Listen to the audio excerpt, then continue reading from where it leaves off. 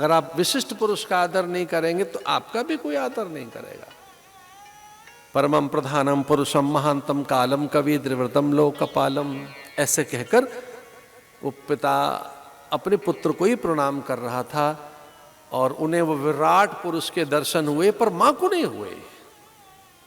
देवहूति अपनी ममता के कारण, अपनी आसक्ति के कारण उन्हें पुत्र ही मान रही थी और अपने बेटे से उन्होंने कहा कि अगर मेरा पति तुझे प्रणाम कर रहा है और उसे तुझे ईश्वर दिखाई दिया, मेरे पति को आप में हे करदम, हे कपिल तुझे ईश्वर दिखाई दिया है, तो वो दर्शन मुझे भी करा, मुझे भी सत्य का बोध करा। धन्य है भारत की संस्कृति।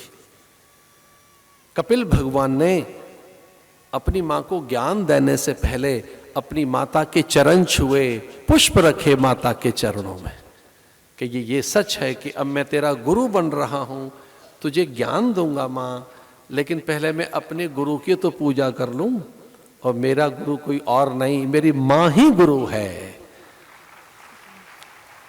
मैं ज्ञान दे सकूं, तुझे सच का बोध करा सकूं, तुझे प्रकृति और परमात्मा के रहस्यों का अनावरण कर सकूं, जीव जगत और जगन्नाथ के सत्य का उद्घाटन कर सकूं, इसके लिए मैं अपने गुरु को तो प्रणाम कर लूं।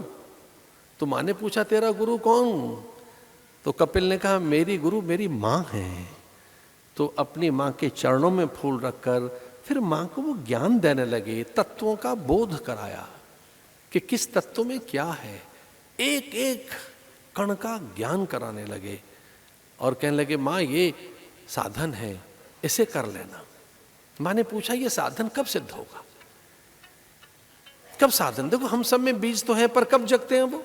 धरती का बीज कब जगेगा? जब ऋतु में डाला जाए, धरती में उर्वरा हो, थोड़ी नमी हो, प्रकाश आए, और जब बीज जग जाता है तो उसमें वातावरण भी चाहिए, परिवेश भी चाहिए।